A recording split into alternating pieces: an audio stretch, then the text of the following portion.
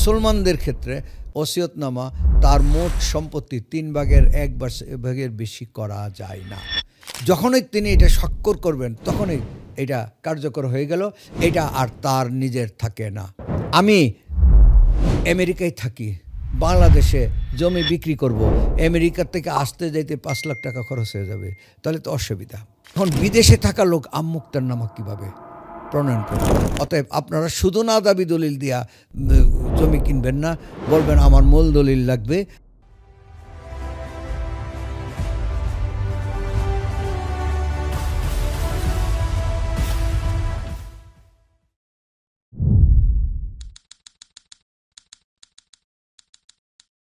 প্রিয় দর্শক শ্রোতা, আপনাদের স্বাগত জানাচ্ছি হান্নান মিয়ার আইন পাঠ পর্বে। আজকে আমরা দলিলের বিভিন্ন প্রকারভেদ এবং দলিলের বিষয়াদি জানব। স্যারকে আমাদের অনুষ্ঠানের পক্ষ থেকে স্যারকে ধন্যবাদ জানাই। স্যার, আমাদের অনুষ্ঠানে স্যার আপনি এসেছেন, আপনাকে ধন্যবাদ। আমরা ইতিপূর্বে আরও কয়েকটি এপিসোড দেখেছি, সেখানে আইনের বিভিন্ন বিষয় আমরা শিখেছি। আর তারই ধারাবাহিকতায় আজকে স্যারকে আমরা অনুরোধ করব দলিলের বিভিন্ন খুঁটিনাটি দিক স্যার যেন আমাদেরকে ব্যাখ্যা করেন। স্যার সম্পর্কে একটু বলা প্রয়োজন। স্যার অত্যন্ত অভিজ্ঞ একজন মানুষ এবং স্যার আমাদের প্রশাসন ক্যাডারের একজন অন্যতম দিকপাল। স্যার পর্যটন কর্পোরেশনের সাবেক চেয়ারম্যান এবং স্যার আমাদের প্রশাসন ক্যাডারের জন্য বিভিন্ন সময় গত 15 বছর ধরে স্যার অনেক আইনগত সমস্যার সমাধান দিয়ে আমাদেরকে ঋদ্ধ করেছেন। তো স্যারকে আমি অনুরোধ জানাচ্ছি স্যার আপনার উপস্থাপনা করার জন্য। ধন্যবাদ জনাব সাইফুল, আমার অনুজ প্রতিম স্নেহের সাইফুল। আজকে আইন পাঠের ষষ্ঠ পর্বের শিরোনামটা হলো মালিকানার ভিত্তি, দলিলের পরিচিতি। আমরা জানি দলিলগুলো মালিকানার ভিত্তি হিসেবে গণ্য, কিন্তু সব দলিল কি মালিকানার ভিত্তি হিসেবে গণ্য? কিছু দলিল মালিকানার ভিত্তি হিসেবে গণ্য না, সাপোর্টিভ হিসেবে গণ্য। কিছু দলিল সরাসরি মালিকানার ভিত্তি হিসেবে গণ্য। গত পর্বে আমি সরাসরি মালিকানার ভিত্তি হিসেবে গণ্য যে দলিল, সেই দলিলগুলির কথা বলেছি। আজকে কিছু সাপোর্টিভ মালিকানার ভিত্তি হিসেবে গণ্য যে দলিল, সেই দলিলগুলি উপস্থাপন করছি আপনাদের সম্মুখে। প্রথমে ধরেন যেমন ওসিয়তনামা বা উইল। এটা কি? ওসিয়তনামা মুসলমান ধর্মের সম্প্রদায়ের লোকেরা ওসিয়তনামা বলে, আর হিন্দু সম্প্রদায় বা অন্য সম্প্রদায়ের লোকেরা উইল বলে। এই জিনিসটা হলো কোনো সম্পত্তির অধিকারী ব্যক্তি যদি মৃত্যুর পূর্বে এমন কোনো ইচ্ছা প্রকাশ করে যান তার মৃত্যুর পরে জমিগুলি কি হবে, তাহলে সেই যে ডকুমেন্টটা তৈরি হয় সেই ডকুমেন্টটাকে বলা হয় ওসিয়তনামা বা উইল। ওসিয়তনামার একটা শর্ত হলো এটা ওনার ইচ্ছাটা স্বেচ্ছাধীন হতে হবে, ইচ্ছাকৃতভাবে হতে হবে। তাকে কেউ চাপ দিয়ে ওসিয়তনামা তৈরি করেছে এটা হওয়া চলবে না, এবং এটা লিখিত, স্বাক্ষরিত এবং রেজিস্টার্ড হতে হবে। তৃতীয়ত, ওসিয়তনামা মুসলমানদের ক্ষেত্রে ওসিয়তনামা তার মোট সম্পত্তি 3/1 বেশি করা যায় না, কারণ ওসিয়তনামা কার্যকর হয় মৃত্যুর পরে, সেই সাথে উত্তরাধিকার কার্যকর হয় মৃত্যুর পরে। কোনটা আগে? ওসিয়তনামা তার নিজের ইচ্ছা, আর উত্তরাধিকার আল্লাহর ইচ্ছা। আল্লাহর কুরআন হাদিসের নির্দেশে এটা বিভাজন হয়। তাই ওসিয়তনামা দিয়ে সম্পূর্ণ উত্তরাধিকার অকার্যকর করা যায় না। এই জন্য ওসিয়তনামার অন্যতম বৈশিষ্ট্য হলো মুসলমানেরা ওসিয়তনামার করলে মোট সম্পত্তির 3/1 করতে পারবে। যদি পুরাটা করে যায় তাহলে কি হবে? যদি কোনো পক্ষ তাদের ওয়ারিশান কেউ যদি আদালতে যায়, আদালত দেখা যাবে 3/1 রাখতে পারবে, বাকিটা অযোগ্য ঘোষণা করে দিবে, হস্তান্তর অযোগ্য ঘোষণা করে দিবে। আর এখন কথা হলো ওয়াসিয়তনামা আর দান, এই দুইটার মধ্যে পার্থক্য কী? দানপত্র দলিল বা হেবা, মুসলমানেরা বলে হেবা আর অন্য সম্প্রদায় বলেন দানপত্র। হেবা এবং দানপত্র মৃত্যুর আগে কার্যকর হয়ে যায়। যখনই তিনি এটা স্বাক্ষর করবেন তখনই এটা কার্যকর হয়ে গেল, এটা আর তার নিজের থাকে না। সাথে সাথে দখল হস্তান্তর হয়ে যায়, মালিকানা হস্তান্তর হয়ে যায়। আর উইল আর ওসিয়তনামা এটা সাথে সাথে কার্যকর হয় না, মৃত্যুর পরে কার্যকর করা হয় এবং কিছু আইনের এদিক ওদিক প্রতিপালন সাপেক্ষে হয়ে থাকে। এই জন্য এই দুইটার মধ্যে পার্থক্য রয়েছে। এরপরে আসি হলো আমমুক্তারনামা। আমমুক্তারনামা কি দলিল? অবশ্যই রেজিস্টার্ড দলিল, কিন্তু আমমুক্তারনামার বিষয়টা কি? আমমুক্তারনামা ইংরেজিতে বলা হয় পাওয়ার অফ অ্যাটর্নি, অনেকে শুধু মুক্তারনামাও বলে। আমি আমেরিকায় থাকি, বাংলাদেশে জমি বিক্রি করব, আমেরিকার থেকে আসতে যাইতে 5 লাখ টাকা খরচ হয়ে যাবে, তাহলে তো অসুবিধা। এবং আমি অসুস্থ, আসতে পারতেছি না, তাহলে আমার জমিটা কি বিক্রি হবে না? তখন একজন প্রতিনিধিকে আমমুক্তারনামার মাধ্যমে বা পাওয়ার অফ অ্যাটর্নির মাধ্যমে ক্ষমতায়ন করাকে বলা হয় আমমুক্তারনামা বা পাওয়ার অফ অ্যাটর্নি। তিনি এই ক্ষমতাপত্র দ্বারা জমি কেনা বেচা সেইভাবে করতে পারেন। ওই আমমুক্তারনামাতেই বলা থাকে তিনি কতটুকু করতে পারবেন, কতটুকু করতে পারবেন না। অনেকে আমমুক্তারনামা দেয় শুধু জমিটা দেখাশোনা করা, ফ্ল্যাট বাড়ি ভাড়া তোলার কথা, সে কিছু অংশ নেবে, বাকি অংশ তার নিজস্ব অ্যাকাউন্টে জমা দেবে। অনেকে আমমুক্তারনামা দেয় আপনি বিক্রি করে দিবেন, বিক্রি করলে তার সাথে আন্ডারস্ট্যান্ডিং থাকে আপনি কিছু অংশ নেবেন, আমাকে বাকি অংশটা দিবেন। এটা হলো আমমুক্তারনামা। এখন বিদেশে থাকা লোক আমমুক্তারনামা কীভাবে প্রণয়ন করবে? দেশে থাকা লোক তো তিনি সাব রেজিস্ট্রি অফিসে গিয়ে আমমুক্তারনামা প্রণয়ন করে রেজিস্ট্রি করতে পারেন, কিন্তু বিদেশি লোক কীভাবে রেজিস্ট্রি করবেন? এটার রেজিস্ট্রির পদ্ধতি হলো তিনি ওইখানকার বাংলাদেশ দূতাবাসের মাধ্যমে আমমুক্তারনামা প্রণয়ন করিয়া ওনাদের একটা ভেটিং সিল দিয়া এটা পাঠাইতে হয় বাংলাদেশের ফরেন মিনিস্ট্রিতে। ফরেন মিনিস্ট্রি এটা ভেটিং করে জেলা প্রশাসকের নিকট প্রেরণ করেন, জেলা প্রশাসক এটাকে রিস্ট্যাম্পিং করেন, রিস্ট্যাম্পিং করে ফাইনাল করলে আমমুক্তারনামা কার্যকর হয়। এই আমমুক্তারনামা নিয়ে বিক্রি করা যায়। কিন্তু আমমুক্তারনামা স্যার, এ বিষয়ে একটি প্রশ্ন রয়েছে স্যার। স্যার, যদি আমমুক্তারনামা গ্রহীতা যদি মারা যান, সেই ক্ষেত্রে তার ওয়ারিশগণ এই আমমুক্তারনামার অধিকার পাবে কিনা? ধন্যবাদ। আপনি খুবই একটি গুরুত্বপূর্ণ প্রশ্ন উপস্থাপন করেছেন। এই প্রশ্নটার উত্তর হল আমমুক্তারনামার বৈশিষ্ট্য কী?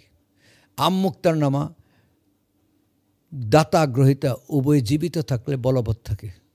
যদি কোনো একজন মারা যায় আমমুক্তারনামা বলবৎ থাকে না। দ্বিতীয় বৈশিষ্ট্য হলো আমমুক্তারনামা যদি প্রত্যাহার করা হয় তাহলে এটা বলবৎ থাকে না।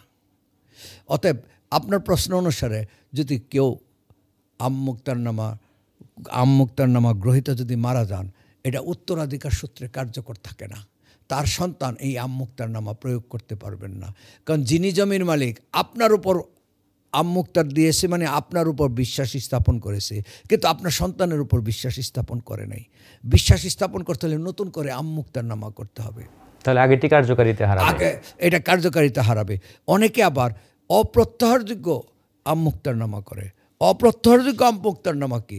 দেখা যাচ্ছে যে অনেকে জমি কেনা বেচা করবে, অগ্রিম কিছু টাকা পয়সা নিয়ে সেরা আবার আমমুক্তারনামা প্রত্যাহার করে ফেললো, তাহলে তো বিপদ।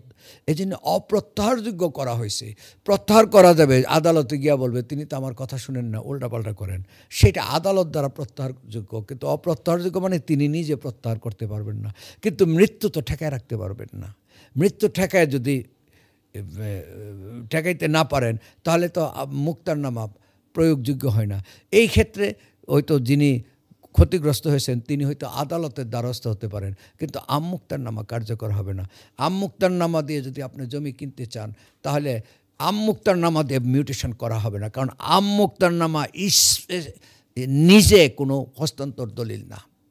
আমমুক্তারনামা নিজে কোনো দলিল না। আমমুক্তার দলিল করার ক্ষমতা অর্পণ করেন, এইটা দিয়ে তিনি মালিকের পক্ষে দলিল করার ক্ষমতাপ্রাপ্ত হন। আমাদের যে হাউজিংগুলি, যে ফ্ল্যাটগুলি আমাদের বিক্রি করেন, এই ফ্ল্যাটগুলি কিন্তু আমমুক্তার নামেই দেন। মালিক এই তার ম্যানেজারকে এই আমমুক্তার দেন, এই আমমুক্তার দিয়ে তিনি বিক্রি করবেন। কিন্তু আপনি জমি কেনার আগে, হাউজিং থেকে জমি কেনার আগে দেখবেন যিনি আমমুক্তার নামা দিয়েছেন তার চাকরিটা আছে কিনা। দেখা গেল সে বাটপারি শুরু করছে, তাকে চাকরি থেকে হটাই দিল এবং তাকে আমমুক্তারনামা বাতিল করে দিল মালিক। সে পুরাতন আমমুক্তারনামা দিয়ে জনগণের কাছে বিক্রি করতেছে। এমন ধরনের ঘটনা আছে কিনা? কারো কাছ থেকে যখন হাউজিংয়ের জমি কিনেন বা অন্য কারোর জমিতে কিনেন, আগে সেই মালিক পক্ষ কাছ থেকে জানতে হবে আমুকটার যাকে দেওয়া হয়েছে তার চাকরিও ঠিক আছে, তার সবই ঠিক আছে, নতুবা কিন্তু একটা বিরাট সমস্যায় পড়ে যাবেন। বন্ধকি চুক্তি। বন্ধকি চুক্তি কি? একজন ব্যাংক থেকে লোন নিল, সে বন্ধক রাখলো জমিটা। বন্ধকি চুক্তি বিভিন্ন ধরনের, খাই খালাসি বন্ধকি চুক্তি আছে এবং সুদ দেওয়ার মাধ্যমে বন্ধকি চুক্তি আছে, বিভিন্ন ধরনের বন্ধকি চুক্তি আছে। এই বন্ধকি চুক্তি ইটসেলফ কোনো বন্ধকি চুক্তি দিয়া কারো জমি হস্তান্তর বুঝায় না। এটা মানে বন্ধক রাখা হইলো, আটকাবদ্ধ রাখা হইলো। ব্যাংক মূল দলিলটা রেখে দেয়। আপনারা যখন জমি কিনবেন মূল দলিল চাইবেন, সে বলবে মূল দলিল দেব না, বলবেন আমি দেখতে চাই, ফটোকপিটা আমার সামনে করেন। কারণ বন্ধক যদি দেওয়া থাকে তাহলে কিন্তু ব্যাংক কখনোই মূল দলিল দিবে না। আপনি যদি মূল দলিল না পান তাহলে মনে করবেন তার ব্যাংকে জমি বন্ধক আছে। আর মূল দলিল যদি দেখতে পান তাহলে বুঝবেন যে ব্যাংক অ্যাকচুয়ালি তার জমা নাই। অতএব জমি কেনার সময় মূল দলিলটা সে দেখ বা না দেখ অন্তত চোখে দেখতে হবে। আর জমি বিক্রি করে ফেললে তো মূল দলিল আমাদের পাওয়ারই কথা, এটা সবসময় মনে রাখবেন। বন্ধকি দলিল দ্বারা কোনো অ্যাসিল্যান্ড মিউটেশন করতে পারেন না। বন্ধকি দলিল যদি শর্ত অনুসারে শর্ত লঙ্ঘন হয় তাহলে যে ব্যাংক টাকা নিছে বন্ধক রেখা, সেই ব্যাংক অর্থঋণ আদালতে যাবেন। অর্থঋণ আদালত যদি এটাকে তাকে দেউলিয়া ঘোষণা করে দেয় এবং তার বিরুদ্ধে সিদ্ধান্ত দেয়, তাহলে বন্ধকি জমি নিলাম বিক্রি করার আদেশ দেয়। নিলাম বিক্রি করার আদেশ দেওয়ার ক্ষেত্রে এই ডিসি সাহেবকেও দিতে পারেন, আদালত যাকে ইচ্ছা তাকে দিতে পারেন। সাধারণত ডিসি সাহেবের কাছে এটা বন্ধকি দলিল সম্পর্কে আদেশগুলি দিয়ে থাকে। অতএব আপনার তখন বন্ধকি দলিলের সমর্থনে যদি আদালতের আদেশ থাকে তাহলে কিন্তু এটা হস্তান্তর করা যাবে। নিলামে আপনি কিনতে পারেন। নিলামে কিনলে সেটা যে ডিসি সাহেব বা আদালত যে সার্টিফিকেট দেয় সেই সার্টিফিকেটটাকে বলা হয় সেল সার্টিফিকেট, ইংরেজিতে, বাংলায় বলা হয় বয়নামা। এই বয়নামা আবার রেজিস্ট্রি করতে হয়। নিলাম সার্টিফিকেট এবং বয়নামা আবার রেজিস্ট্রি করতে হয়। এই বিষয়ে আপনারা একটু সচেতন থাকবেন। আরেক প্রকার দলিল নিয়ে আমি কথা বলি, না দাবি দলিল। না দাবি দলিল কি? এটা কোনো হস্তান্তর দলিল না। কেউ একজন এসে বলল আমি না দাবি দেবো, আপনি জমিটা নিয়ে নেন, কখনোই কিনবেন না। না দাবি দলিল মানে মনে করেন জমি রেকর্ড হইতেছে, আপনি আমার কাছে জমি বিক্রি করছেন, দলিল তো আছেই, এটাই আমার মালিকানার মূল দলিল। কিন্তু রেকর্ডের সময় ভুল কইরা আমার নামে রেকর্ড না হইয়া আগের মালিকের নামে রেকর্ড হয়ে গেছে, কারণ সে তো জমি বিক্রি করে দিয়েছে, তার নামে রেকর্ড হওয়ার কথা না, কিন্তু ভুলক্রমে হয়ে গেছে। হইতেই পারে, সমাজে অনেক ভুল হইতেই পারে।